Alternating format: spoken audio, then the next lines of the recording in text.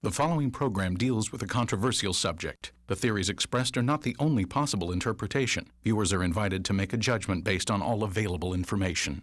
This program contains images which may be disturbing to younger or sensitive viewers. Parental discretion is advised. Tonight, on In Search Of, a beautiful woman casts an evil spell. An innocent girl plays games with the occult. Will each fall victim to the deadly hazards of witchcraft? And in Africa, a pair of lions terrorize and devour human prey. We'll go in search of the mysterious man-eaters of Tsavo. Are we secretly at war with aliens from another world? Some say the invasion of Earth has already begun, and this man claims he was taken prisoner. Do ghostly hitchhikers stalk our roadways? The stranger in your headlights may be stranger than anything you ever imagined. I'm Mitch Pileggi, and this is In Search Of.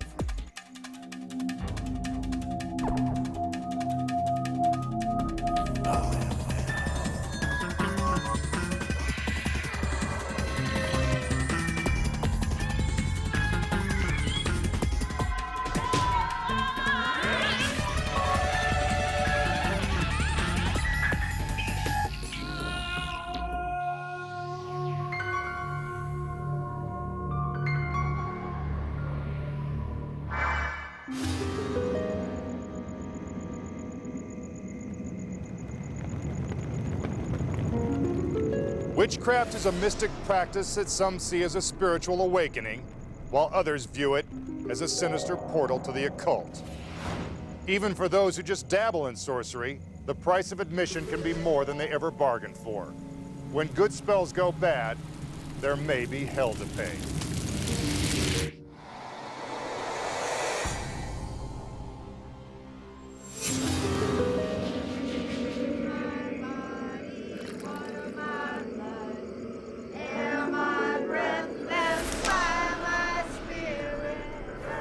Witchcraft is an ancient practice, the belief that a person can manipulate nature and destiny by casting a magic spell.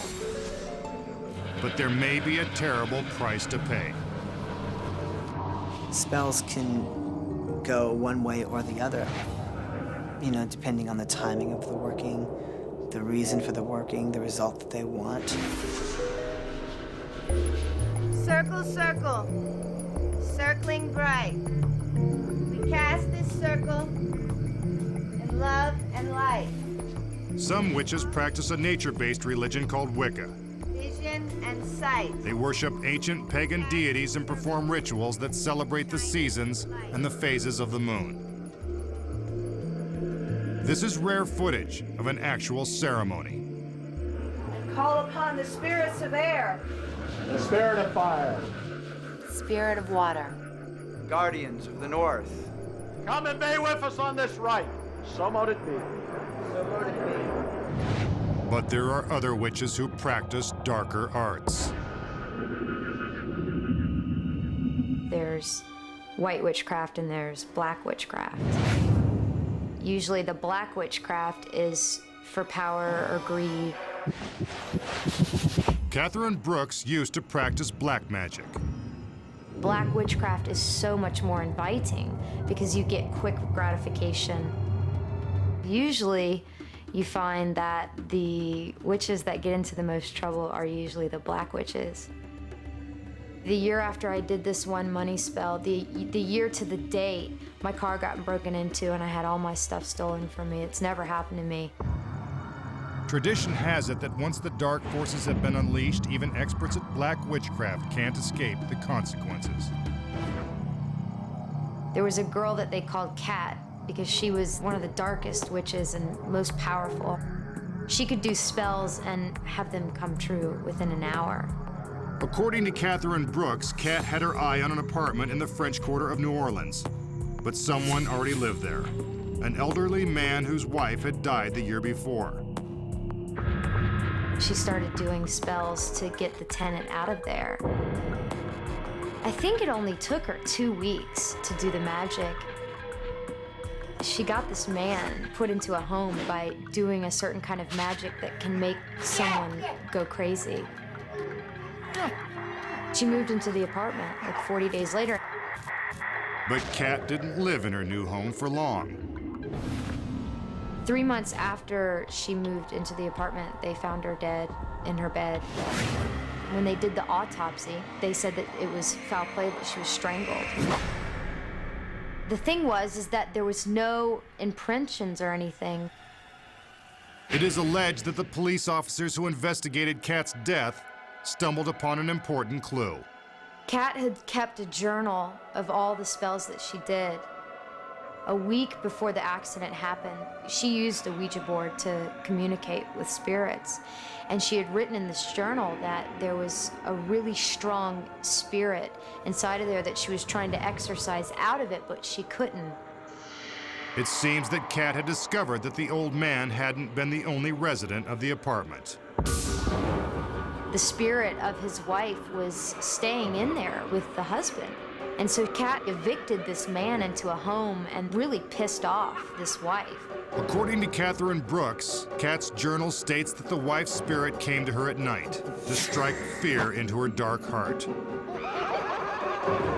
While she was sleeping, she felt the spirit above her, and she would wake up and she would feel this pressure on her. The day before that she was killed, she had made a journal entry saying that she had felt like the spirit was so heavy on her that it felt like it was choking her. Police ignored the journal entries, and Kat's death officially remains an unsolved murder. But to those who knew her, what happened is no mystery. It's a laughing joke at the Witcher's Corner that she was killed by that spirit because she had done such the hardest black magic that you can do. She just inflicted so much pain on him that his mate just came back and killed her.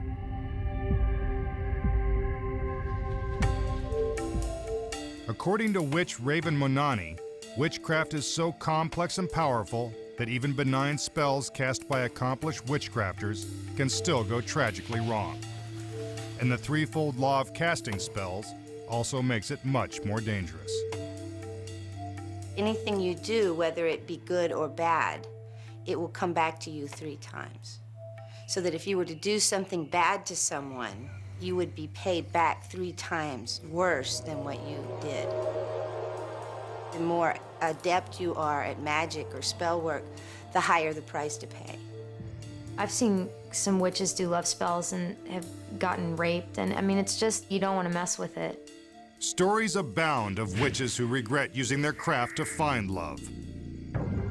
I lived in a building that was like 90% witches, and one of the girls was doing a love spell. She had done the spell over, 3 days for this particular guy. Shortly after completing the ritual, the young woman's ordeal began.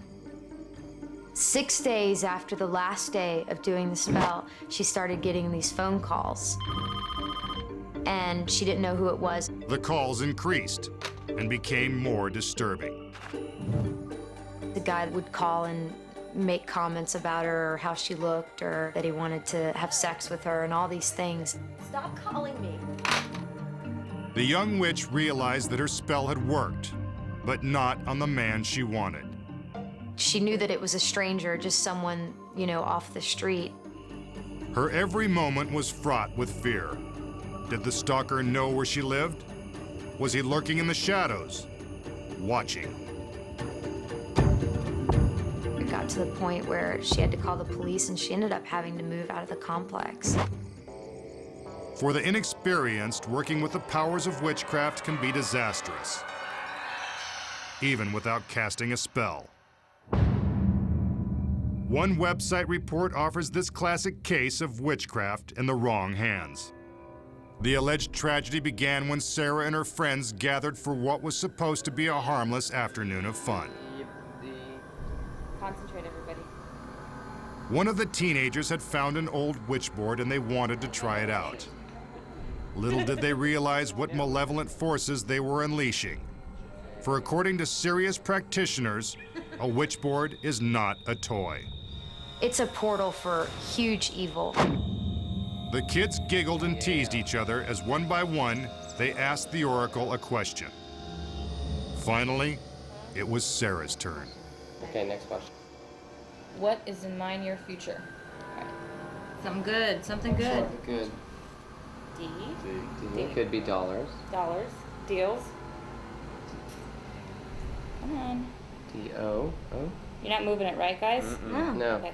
E. D-E. A. The communicator spelled out dead,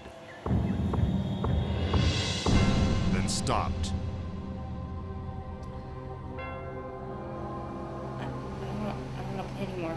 This is weird. The terrified teenager quit the game while her friends sought a harmless explanation. They didn't get one. Instead, the communicator spelled out accident.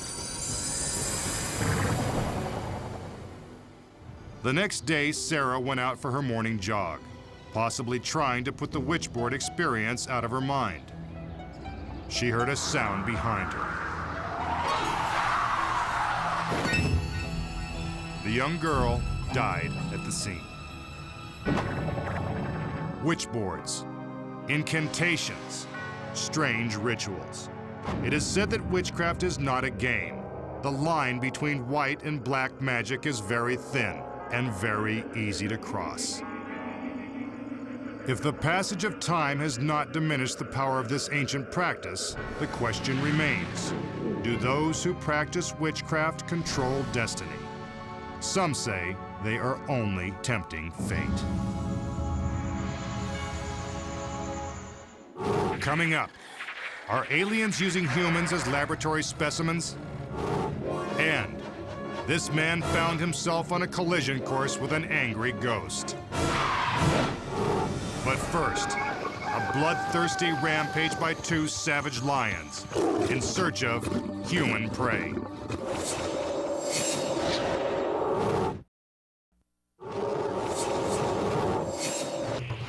A hunger for human flesh triggers one of the most savage killing sprees on record. Before it ends, nearly 140 men fall prey to the jaws of two murderous lions. Over a century later, experts still struggle for explanations. The trail of blood leads us to the jungle of East Africa in search of the man-eaters of Tsavo.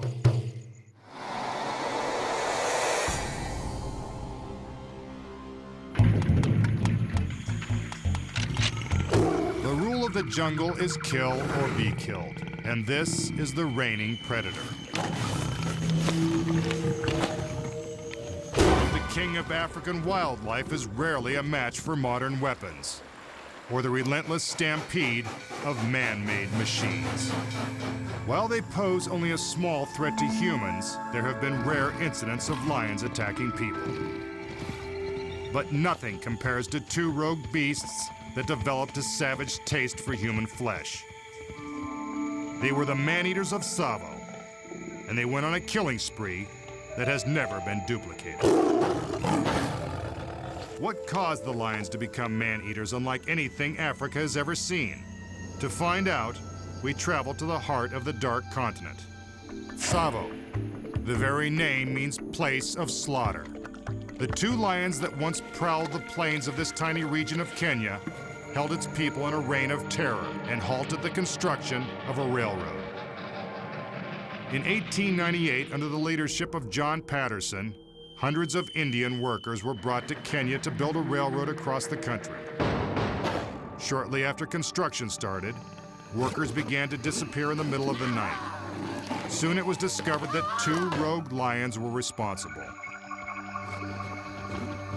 Lions usually have some bit of fear of man, but these were just brazen. They would just go into these workers' tents at night and just drag them out without a worry in the world. This unnatural lack of fear led many to believe the lions were evil spirits, called forth by native shaman to slay a monster they called the Iron Snake. The railroad would have been built many, many months earlier if it hadn't been for the lions. At one point, they absolutely paralyzed operations for 3 weeks when they were coming in and taking a man every night, absolutely. the workmen said, hey, forget it. We're not going to work. They went out. They built massive protections. Everybody's survival instinct was at play there. The African name for these killers was Shaitani, which means devils of the night. And it was very easy for people to convert lions that nobody could kill, that at random could kill whomever they wanted, into some sort of mythical creature. Supernatural or not, the man-eaters of Tsavo seemed unstoppable. The Tsavo workmen used to barricade themselves behind thorn bomas, these walls of acacia thorn with 2-inch thorns attached to every branch.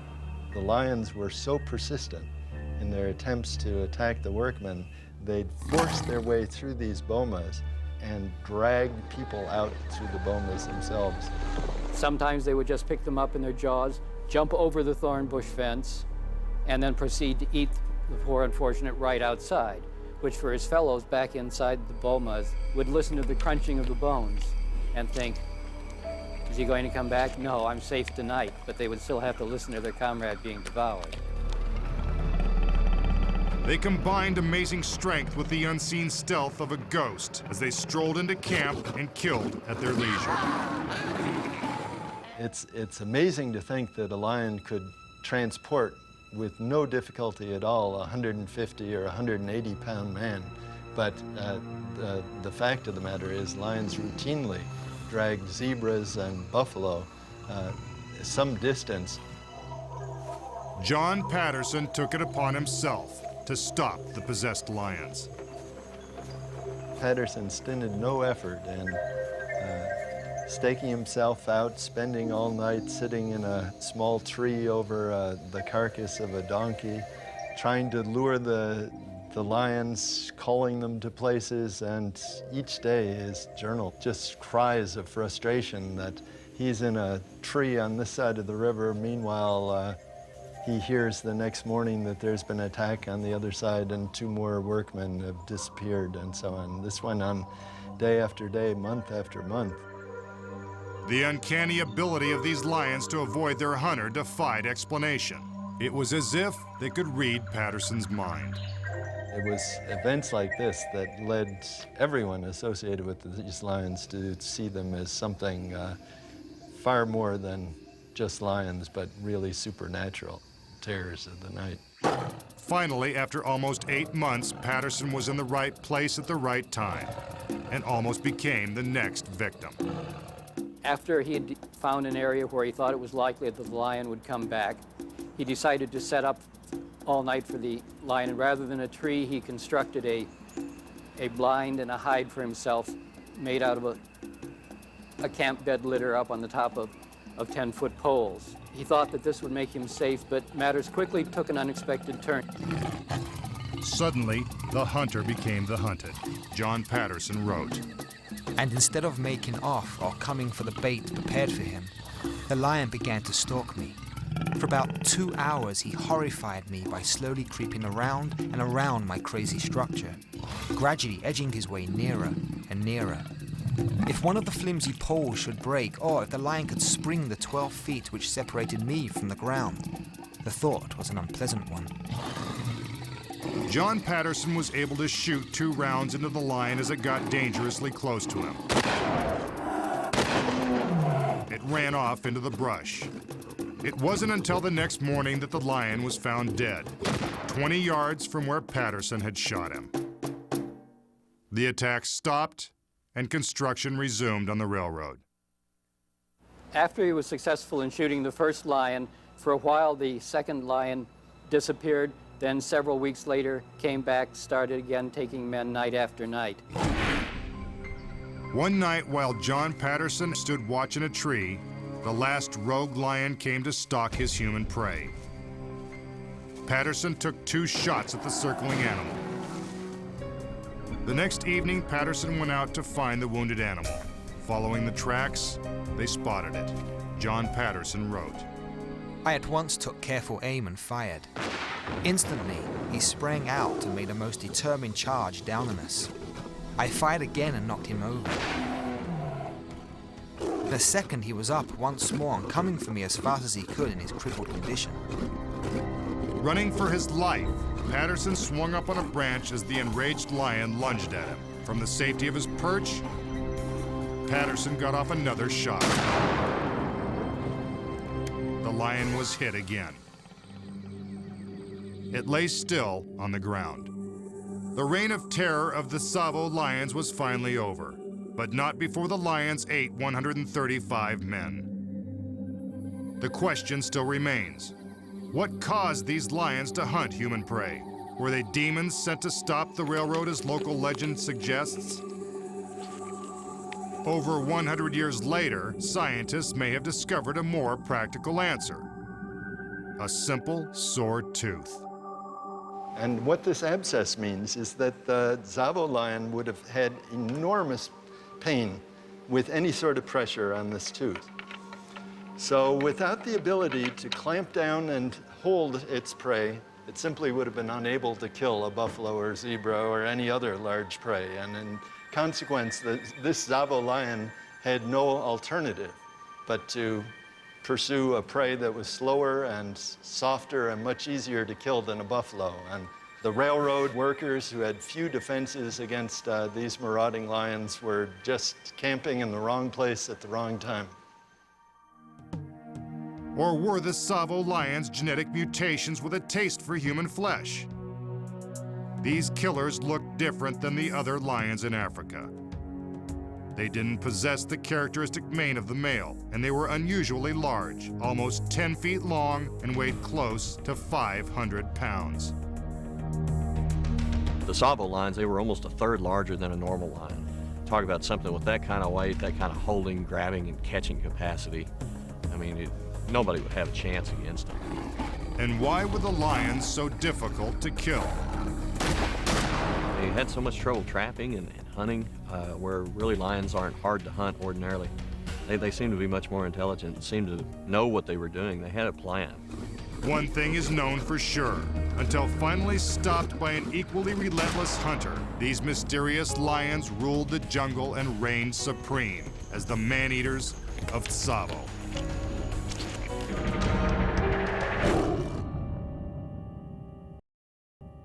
Later on In Search Of, can disembodied spirits take to the road? This driver found out the hard way. And next, think aliens are just here for a friendly visit? So did this man, until he experienced a close encounter of the worst kind.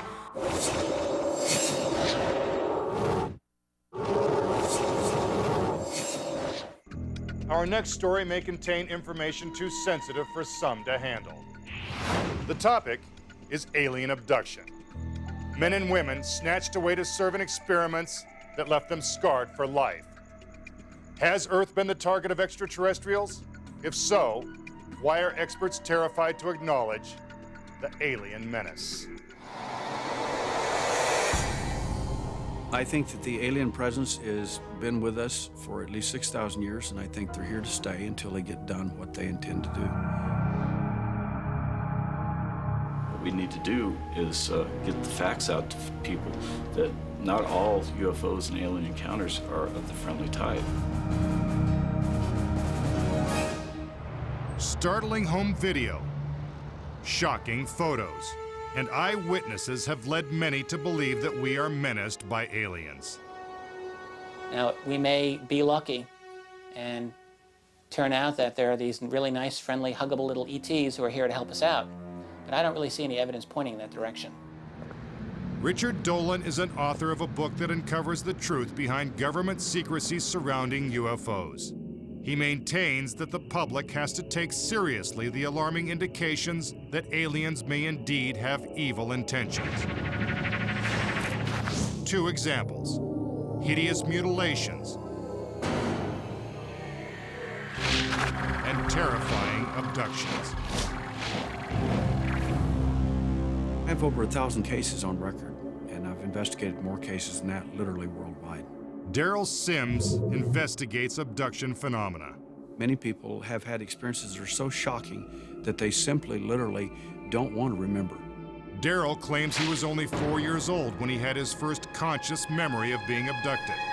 My events spanned from 1952 to 1965.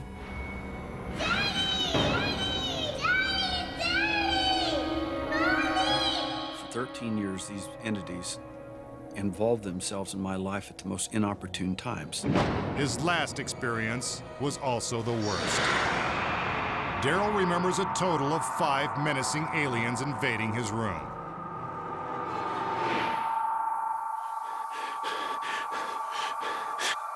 I have never experienced anything, personally, greater than what happened to me in a traumatic form at age 17. The absolute feeling there is so horrific. And the helplessness, the fact that there's nothing you can do while these entities do what they do.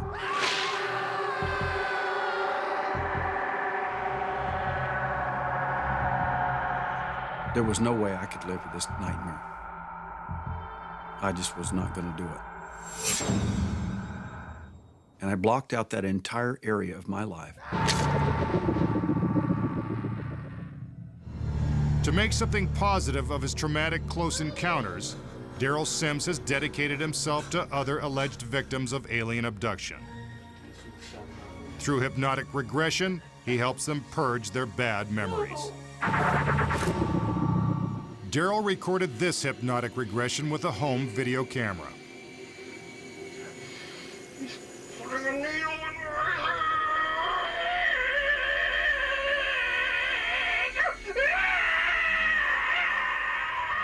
He was literally screaming so loud that he could not hear me give him suggestions to ease the pain.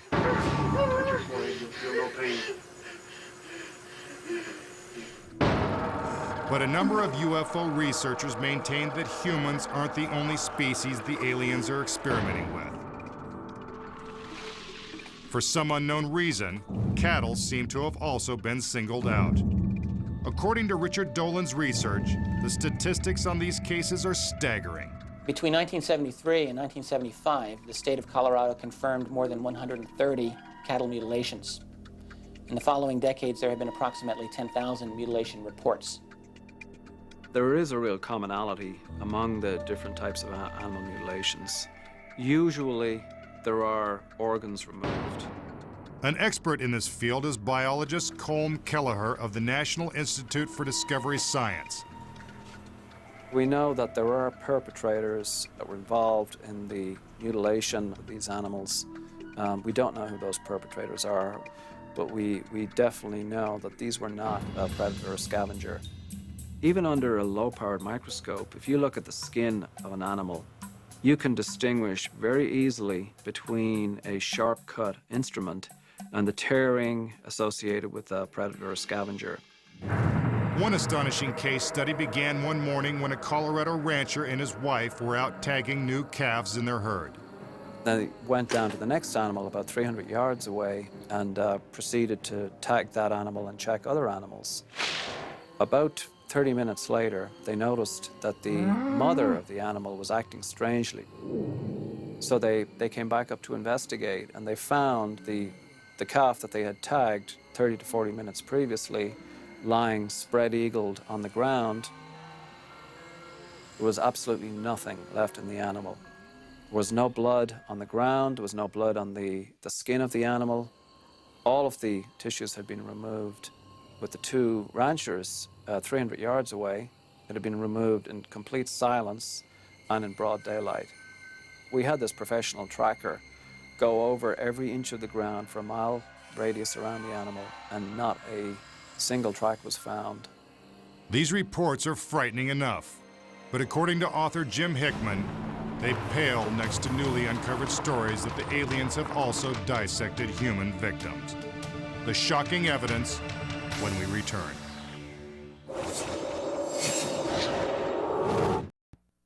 This program contains images which may be disturbing to younger or sensitive viewers. Parental discretion is advised.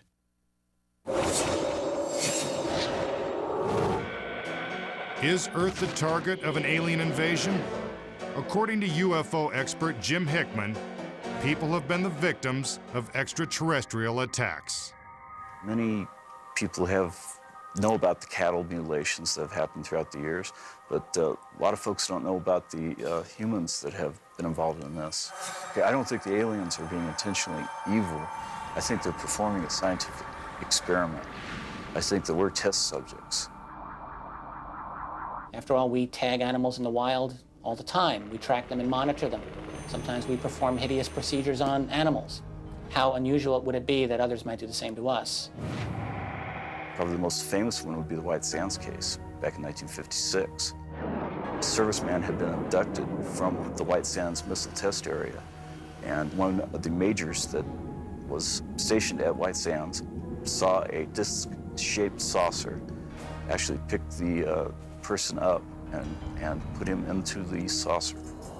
The sergeant had been missing for 3 days when his mutilated body was found in the middle of the desert. There's no blood in the body at all. He had been mutilated in the classic style of cattle, and the military intelligence people got involved, and their conclusion was that it was an unknown incident. It was not a murder, at least not by human hands.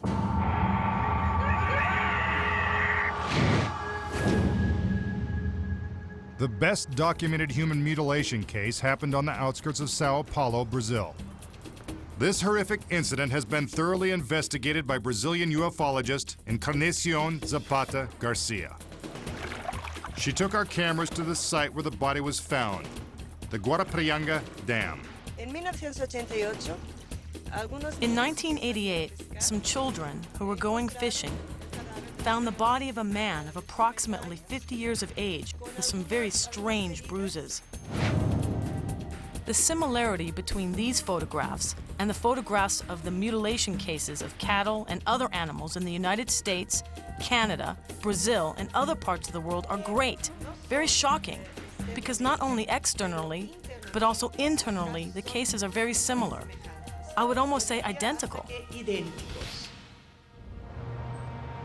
In the Brazilian case, no one from the Sao Paulo Police Department or medical examiner's office was willing to publicly comment on this mysterious death.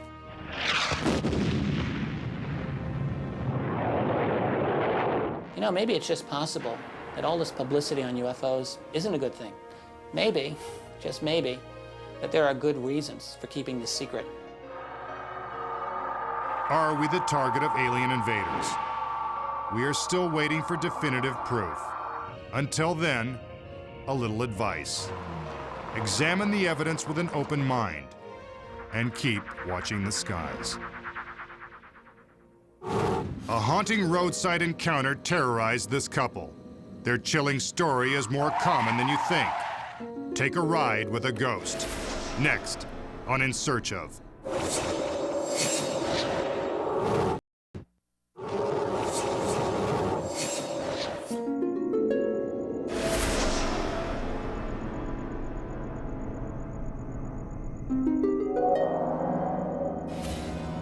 Murderous bandits to high-speed collisions, taking to the road has always been a risky endeavor.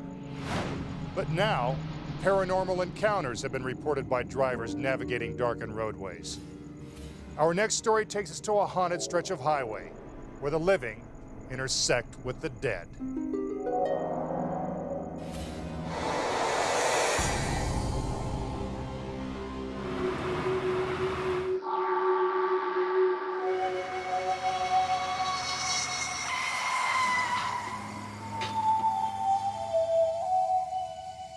I walked to the back of the car, shaking, trembling, and feeling sick, and looked, and still nothing. And, well, she's got to be somewhere. She's got to be somewhere. I looked up to the right, and walking along the side of the road was a young girl in a white gown. Told my wife, I says, honey, wake up. I think I saw Resurrection Mary.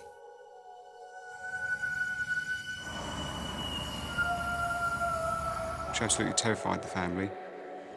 Roadside phantoms, highway spirits. Hitchhiking ghosts appear, then vanish in the blink of an eye. It's a bizarre phenomenon that has occurred on the streets of Chicago and the rural highways of England. Though some lost souls appear as terrifying hags, One alleged spirit has enticed travelers with her beauty and charm. She is Chicago's most notorious ghost. Drivers who give her a ride swear she's real until she mysteriously disappears. Ghost hunter Richard Crowe has spent 36 years studying the legend of Resurrection Mary. Mary was a beautiful young blonde Polish-American girl, and back in the mid-1930s, she just loved the big band sound. And she would get out as many nights per week as she could to hear the music and dance her heart out.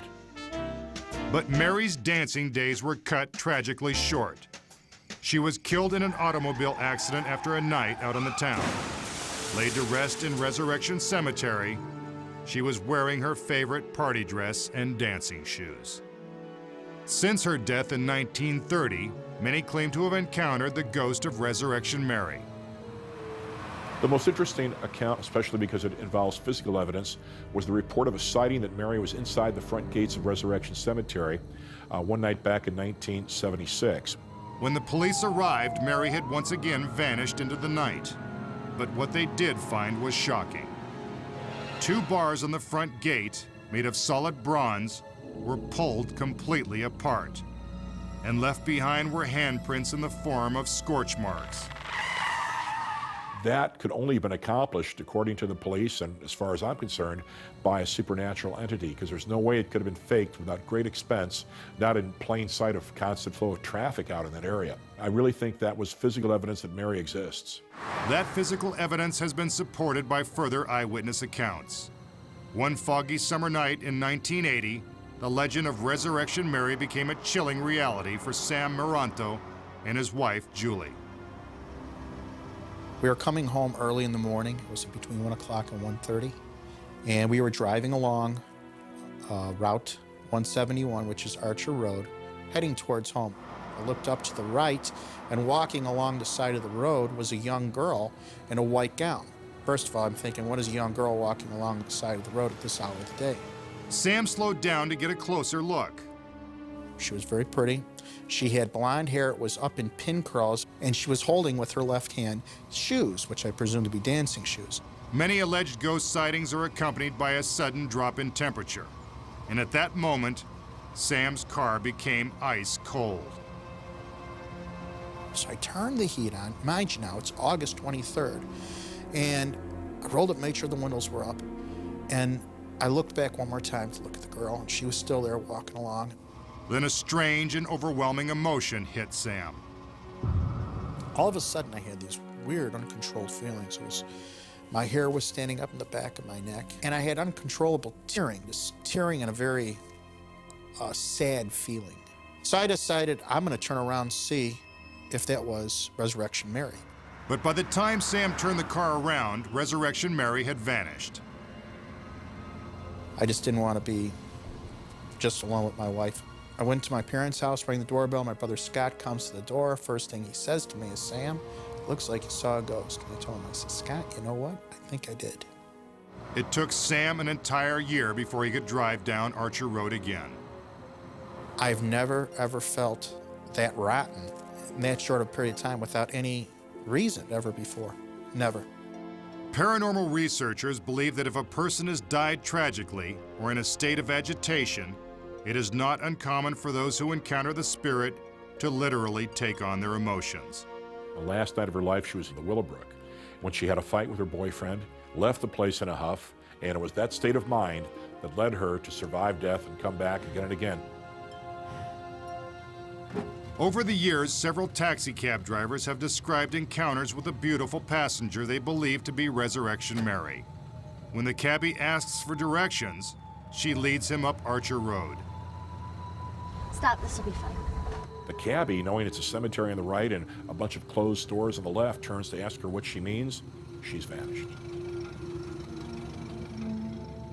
The spirit of Resurrection Mary is very much alive around Chicago. The southwest side, anywhere in that area, this ghostly young lady may be encountered when the sun goes down and the moon comes out, and out there on the roadways, the ghosts may walk.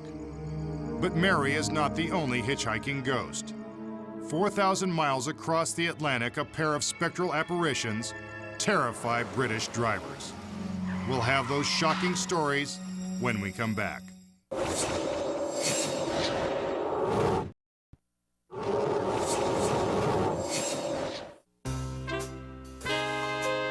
It has been widely reported that the ghost of a beautiful woman walks the Archer Road in Chicago. And according to eyewitness accounts, similar spirits haunt Bluebell Hill in Maidstone, England. The apparent victim of a tragic car crash that occurred in 1965 terrifies motorists by walking into the path of oncoming cars. She, too, is a young woman dressed in white. British researcher Sean Tudor relies on the evidence of highly credible testimony. I have around 20 named witness encounters describing the ghost of Bluebell Hill. In the most clear-cut examples where the motorists have struck the figure, they've been so convinced that they've had dealings with a real human being that they've gone off to the police to report the incident, sure that they've struck and killed someone. It happened on Bluebell Hill to Ian Sharp on the way home one night after his shift as a tour bus driver. Driving down the hill about 50 miles an hour, just coming home normally, I saw this lady, didn't take a lot of notice, and she just stood there while I was approaching, and then she just ran straight out in front of the car. I was absolutely terrified, I just didn't know what to do. I got out of the car, I was shaking, I was scared. I thought, I've got to look. And I went to the front of the car, kneeled down and looked under the car, and there was nothing. Nothing at all. I walked to the back of the car, shaking, trembling, and feeling sick, and looked, and still nothing. And, well, she's got to be somewhere. She's got to be somewhere. Ian rushed to the local police station to file a report. Constable Roger Ginn was the officer on duty that night. Certainly Mr. Sharp, when I saw him, looked genuinely shocked and worried that he had struck a pedestrian on Bluebell Hill. Ian and the officers went back to the scene of the accident to search for a body. Definitely just about here. You're absolutely terrified. You're scared stiff. And you're shaking, you're trembling because you know you've hit somebody. After an exhaustive search, the police came up cold. Ian Sharp would never really know what happened. Was he too tired to see and think clearly? Or did he have an actual hit-and-run encounter with the supernatural? There have been other sightings at Bluebell Hill, but these involve shocking encounters with a more terrifying phantom. Two families came forward to report what seems to be an entirely different character on Bluebell Hill. And this was of an old, wizened figure of a hag, a hunched old woman, very menacing appearance in dark clothing. This ghastly apparition actually hurls herself onto the windshield of cars. Which absolutely terrified the family. The husband tried to get the car in gear to pull away. As they pulled away, the figure shuffled to the other side of the road and vanished from the roadside. The stories seem too detailed and well accounted to be dismissed as fatigue or white line fever. So heed this traveler's advisory. Keep both eyes on the road, your hands on the wheel, and never stop for strangers.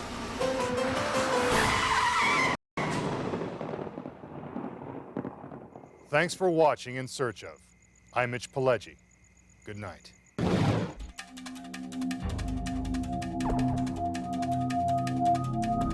Oh.